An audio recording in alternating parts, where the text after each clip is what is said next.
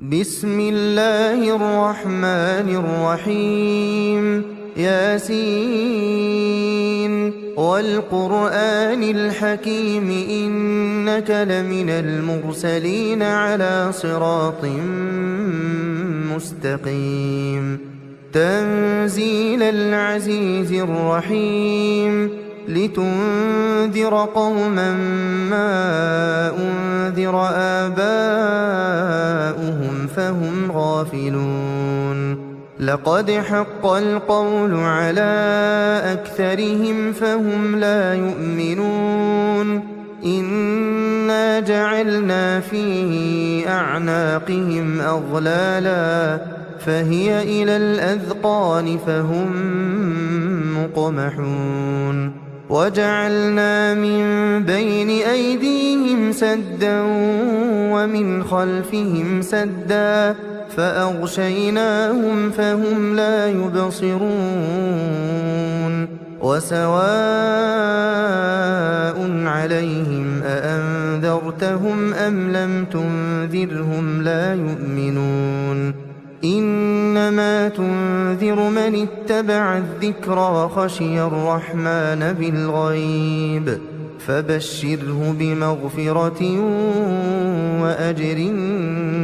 كريم إنا نحن نحيي الموتى ونكتب ما قدموا وآثارهم وكل شيء أحصيناه في إمام مبين واضرب لهم مثلا أصحاب القرية إذ جاءها المرسلون إذ أرسلنا إليهم اثنين فكذبوهما فعززنا بثالث فقالوا إنا إليكم مرسلون قالوا ما أنتم إلا بشر مثلنا وما أنزل الرحمن من شيء إن أنتم إلا تكذبون قالوا ربنا يعلم إنا إليكم لمرسلون وما علينا إلا البلاغ المبين قالوا إنا تطيرنا بكم لئن لم تنتهوا لنرجمنكم وليمسنكم منا عذاب أليم قالوا طائركم معكم أئن ذكرتم بل أنتم قوم مسرفون وجاء من أقصى المدينة رجل يسعى قال يا قوم اتبعوا المرسلين اتبعوا من لا يسألكم أجرا وهم مهتدون وما لي لا أعبد الذي فطرني وإليه ترجعون أأتخذ من دونه آلهة إن يردني الرحمن بضر لا تغن عني شفاعتهم شيئا ولا ينقذون إني إذا لفي ضلال مبين إني آمنت بربكم فاسمعون قيل ادخل الجنة قال يا ليت قومي يعلمون بما غفر لي ربي وجعلني من المكرمين وما أنزلنا على قومه من بعده من جند من السماء وما كنا منزلين إن كانت إلا صيحة واحدة فإذا هم خامدون يا حسرة على العباد يا حسرة على العباد يا حسرة على العباد ما يأتيهم من رسول إلا كانوا به يستهزئون ألم يروا كم أهلكنا قبلهم من القرون أنهم إليهم لا يرجعون وإن كل لما جميع لدينا محضرون وآية لهم الأرض الميتة أحييناها وأخرجنا منها حبا فمنه يأكلون وجعلنا فيها جنات من نخيل وأعناب وفجرنا فيها من العيون ليأكلوا من ثمره وما عملته أيديهم أفلا يشكرون سبحان الذي خلق الأزواج كلها مما تنبت الأرض ومن أنفسهم ومما لا يعلمون وآية لهم الليل نسلخ منه النهار فإذا هم مظلمون والشمس تجري لمستقر لها ذلك تقدير العزيز العليم والقمر قدرناه منازل حتى عاد كالعرجون القديم لا الشمس ينبغي لها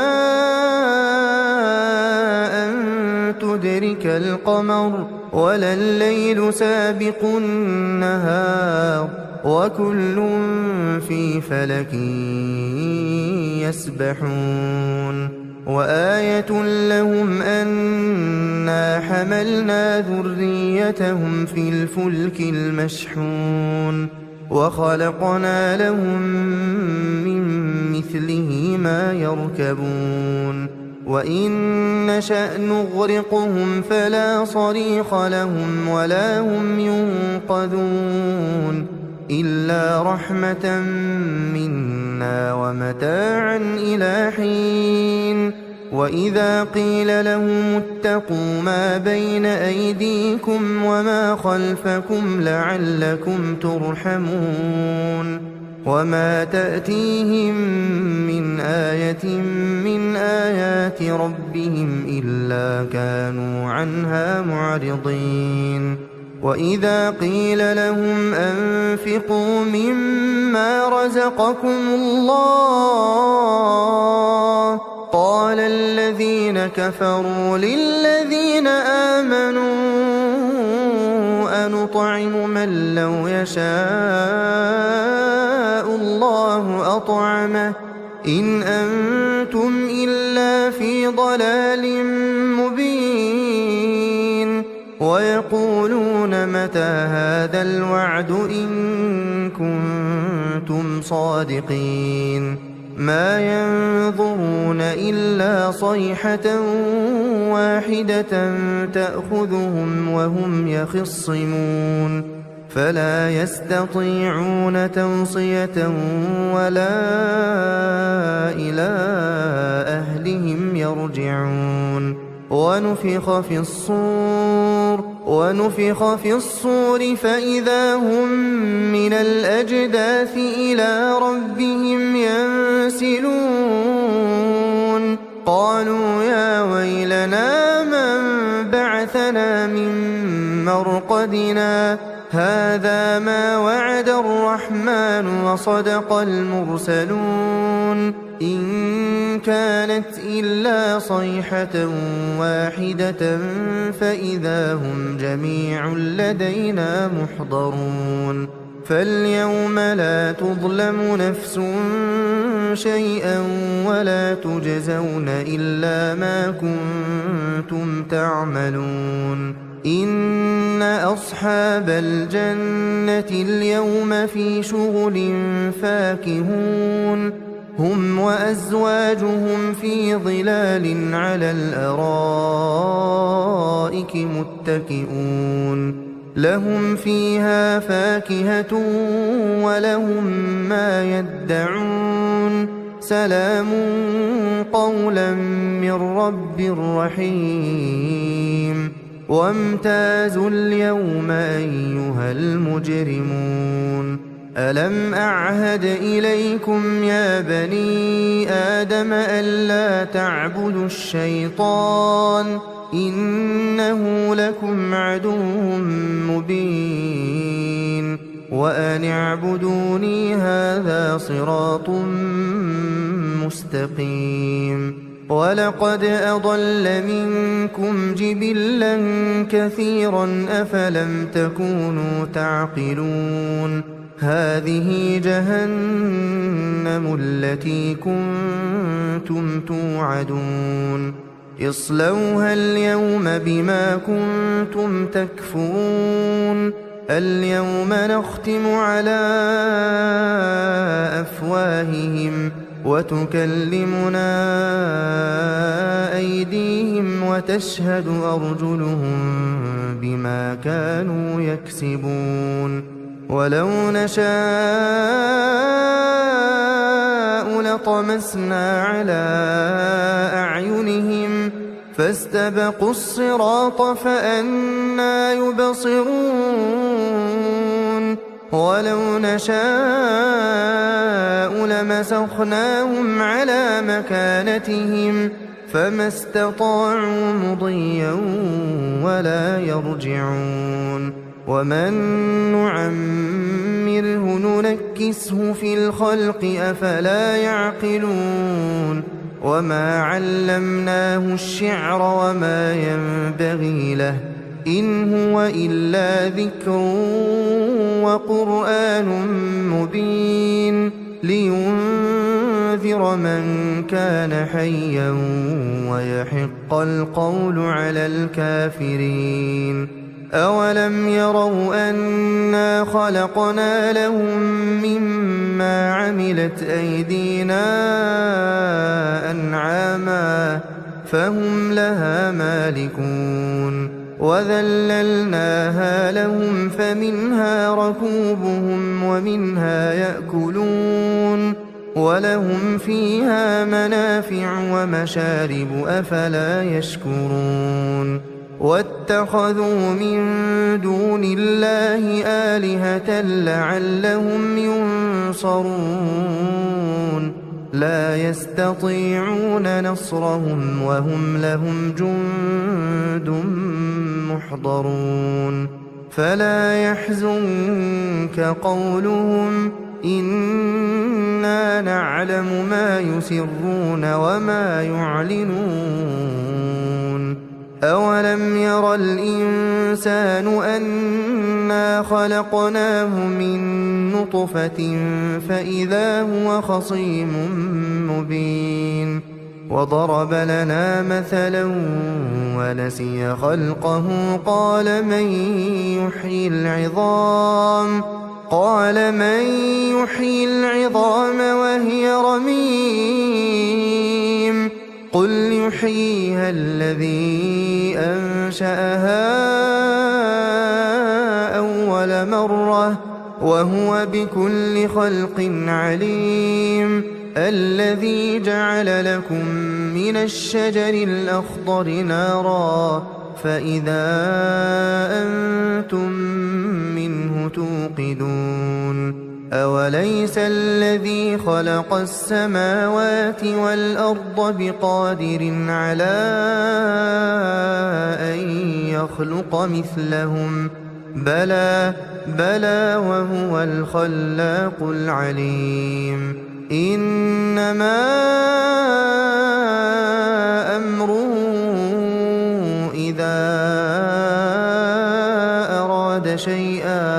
إذا أراد شيئا أن يقول له كن فيكون فسبحان الذي بيده ملكوت كل شيء وإليه ترجعون بسم الله الرحمن الرحيم الرحمن علم القرآن خلق الإنسان علمه البيان الشمس والقمر بحسبان والنجم والشجر يسجدان والسماء رفعها ووضع الميزان ألا تطغوا في الميزان وأقيموا الوزن بالقسط ولا تخسروا الميزان والأرض وضعها للأنام فيها فاكهة والنخل ذات الأكمام والحب ذو العصف والريحان فبأي آلاء ربكما تكذبان خلق الإنسان من صلصال كالفخار وخلق الجان من مارج من نار فبأي آلاء ربكما تكذبان رب المشرقين ورب المغربين فبأي آلاء ربكما تكذبان مرج البحرين يلتقيان بينهما برزخ لا يبغيان فبأي آلاء ربكما تكذبان يخرج منهما اللؤلؤ والمرجان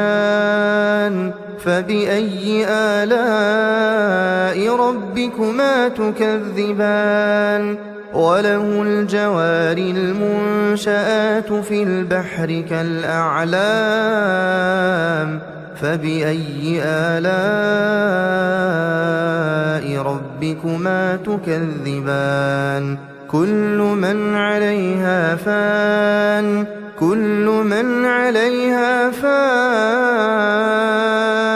ويبقى وجه ربك ذو الجلال والإكرام فبأي آلاء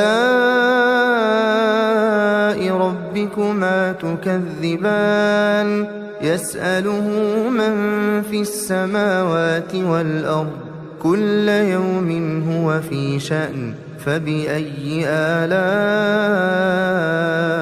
ربكما تكذبان سنفرغ لكم أيها الثقلان فبأي آلاء ربكما تكذبان يا معشر الجن والإنس إن استطعتم أن تنفذوا من أقطار السماوات والأرض فانفذوا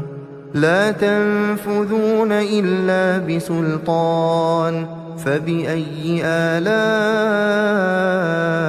ربكما تكذبان يرسل عليكما شواظ من نار ونحاس فلا تنتصران فبأي آلاء ربكما تكذبان فإذا انشقت السماء فكانت وردة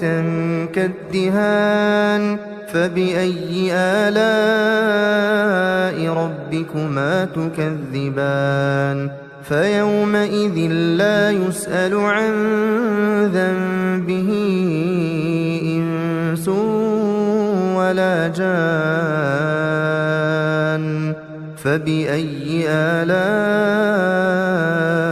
ربكما تكذبان يعرف المجرمون بسيماهم فيؤخذ بالنواصي والأقدام فبأي آلاء ربكما تكذبان هذه جهنم التي يكذب بها المجرمون يطوفون بينها وبين حميم آن فبأي آلاء ربكما تكذبان ولمن خاف مقام ربه جنتان فبأي آلاء ربكما تكذبان ذواتا أفنان فبأي آلاء ربكما تكذبان فيهما عينان تجريان فبأي آلاء ربكما تكذبان فيهما من كل فاكهة زوجان فبأي آلاء ربكما تكذبان متكئين على فرش بطائنها من استبرق وجنى الجنتين دان فبأي آلاء ربكما تكذبان فيهن قاصرات الطرف لم يطمثهن إنس قبلهم ولا جان فبأي آلاء ربكما تكذبان كأنهن الياقوت والمرجان فبأي آلاء ربكما تكذبان هل جزاء الإحسان إلا الإحسان فبأي آلاء ربكما تكذبان ومن دونهما جنتان فبأي آلاء ربكما تكذبان مدهامتان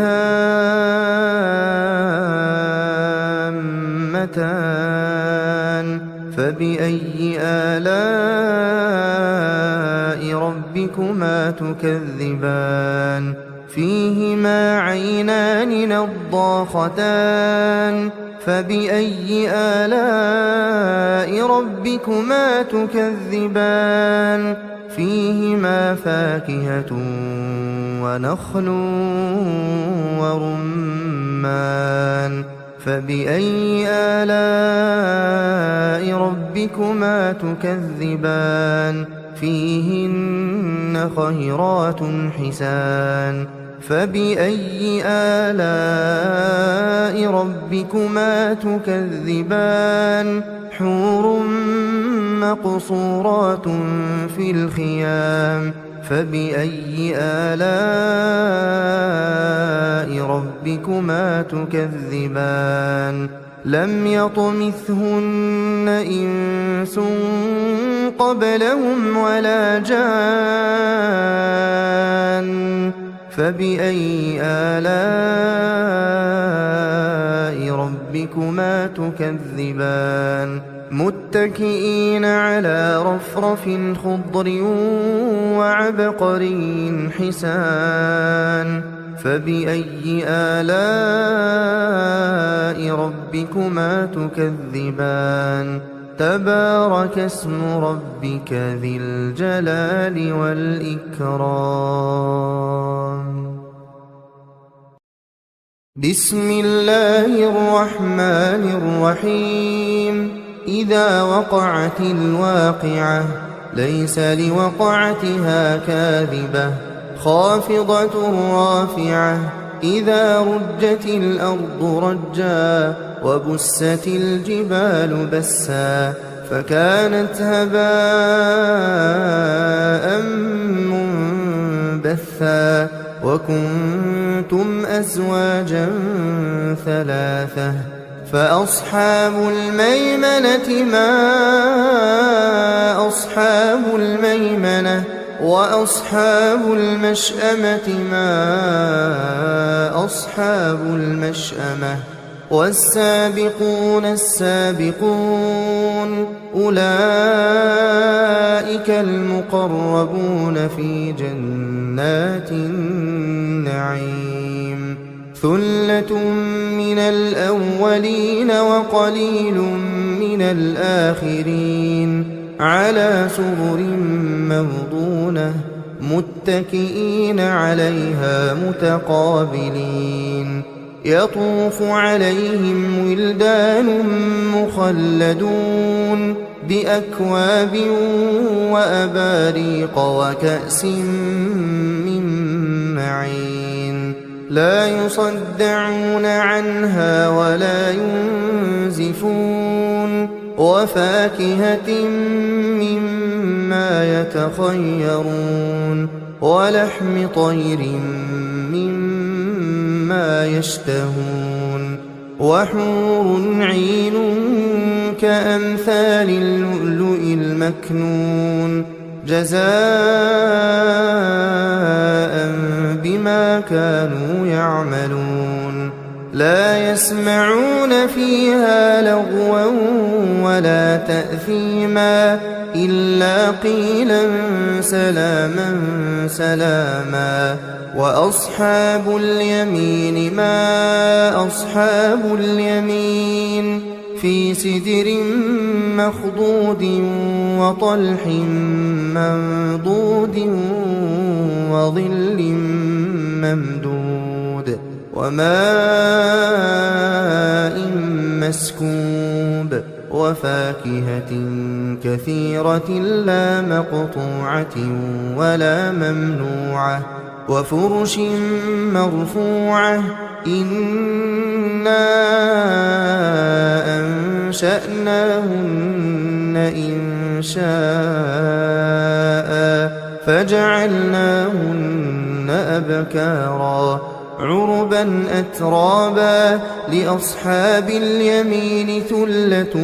من الأولين وثلة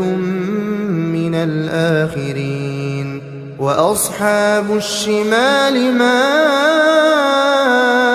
أصحاب الشمال في سموم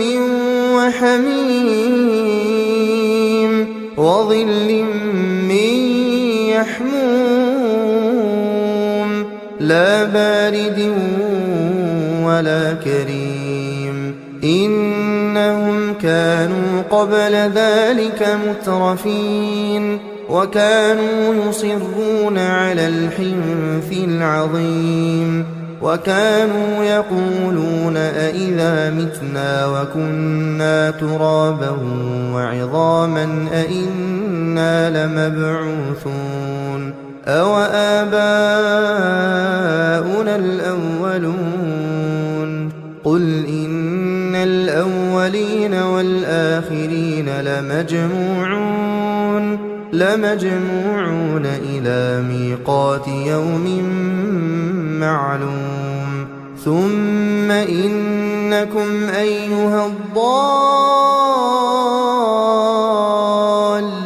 المكذبون لآكلون من شجر من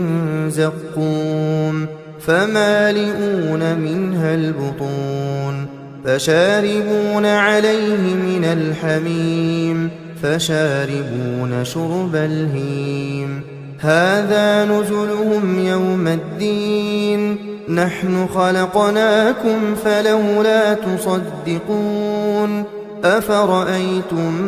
ما تمنون أأنتم تخلقونه أم نحن الخالقون نحن قدرنا بينكم الموت وما نحن بمسبوقين على أن نبدل أمثالكم وننشئكم فيما لا تعلمون ولقد علمتم النشأة الأولى فلولا تذكرون أفرأيتم ما تحرثون أأنتم تزرعونه أم نحن الزارعون لو نشاء لجعلناه حطاما فظلتم تفكهون إنا لمغرمون بل نحن محرومون أفرأيتم الماء الذي تشربون أأنتم أنزلتموه من المزن أم نحن المنزلون لو نشاء جعلناه أجاجا فلولا تشكرون أفرأيتم النار التي تورون أأنتم أنشأتم شجرتها أم نحن المنشئون نحن جعلناها تذكرة ومتاعا للمقوين فسبح باسم ربك العظيم فلا أقسم بمواقع النجوم وإنه لقسم لو تعلمون عظيم إنه لقرآن كريم في كتاب مكنون لا يمسه إلا المطهرون تنزيل من رب العالمين أفبهذا الحديث أنتم مدهنون وتجعلون رزقكم أنكم تكذبون فلولا إذا بلغت الحلقوم وأنتم حينئذ تنظرون ونحن أقرب إليه منكم ولكن لا تبصرون فلولا إن كنتم غير مدينين ترجعونها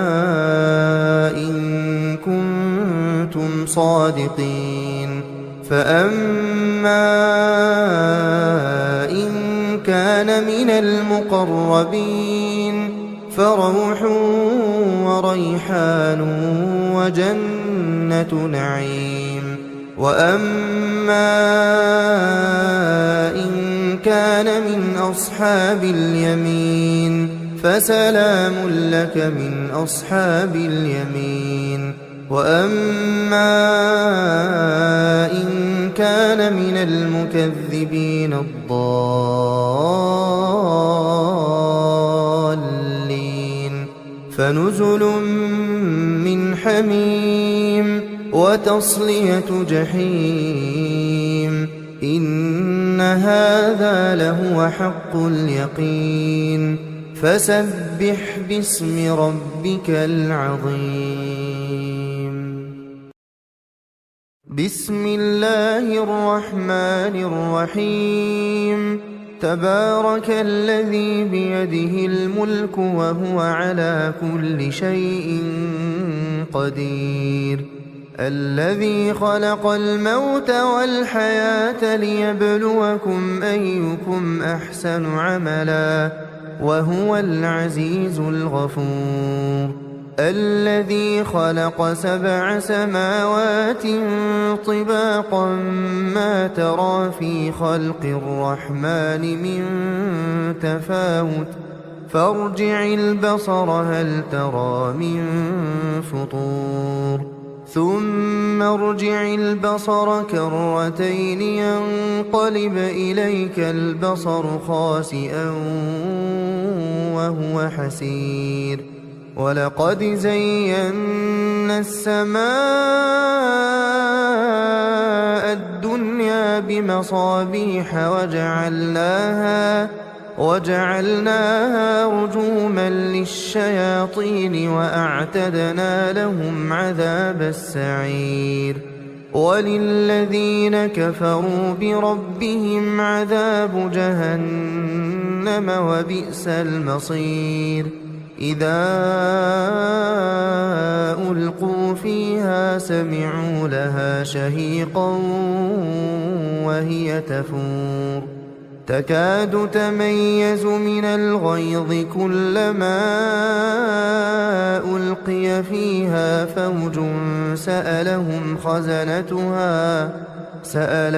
خزنتها ألم يأتكم نذير قالوا بلى قد جاءنا نذير فكذبنا وقلنا ما نزل الله من شيء إن أنتم إلا في ضلال كبير وقالوا لو كنا نسمع أو نعقل ما كنا في أصحاب السعير فاعترفوا بذنبهم فسحقا لأصحاب السعير إن الذين يخشون ربهم بالغيب لهم مغفرة وأجر كبير وأسروا قولكم أو اجهروا به إنه عليم بذات الصدور ألا يعلم من خلق وهو اللطيف الخبير هو الذي جعل لكم الأرض ذلولا فامشوا في مناكبها وكلوا من رزقه وإليه النشور أأمنتم من في السماء أن يخسف بكم الأرض فإذا هي تمور أم أمنتم من في السماء أن يرسل عليكم حاصبا فستعلمون كيف نذير ولقد كذب الذين من قبلهم فكيف كان نكير أولم يروا إلى الطير فوقهم صافات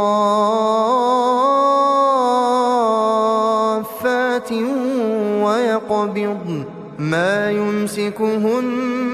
إلا الرحمن إنه بكل شيء بصير أمن هذا الذي هو جند لكم ينصركم من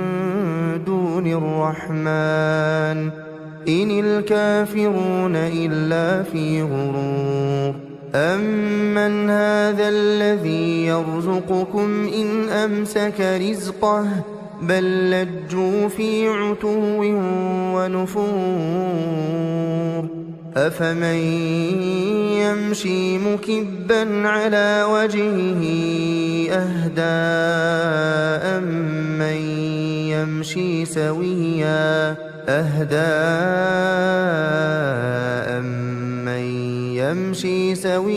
على صراط مستقيم قل هو الذي أنشأكم وجعل لكم السمع والأبصار والأفئدة قليلا ما تشكرون قل هو الذي ذرأكم في الأرض وإليه تحشرون ويقولون متى هذا الوعد إن كنتم صادقين قل إنما العلم عند الله وإنما أنا نذير مبين فلما رأوه زلفة سيئت وجوه الذين كفروا وقيل هذا الذي كنتم به تدعون قل أرأيتم إن أهلكني الله ومن معي أو رحمنا فمن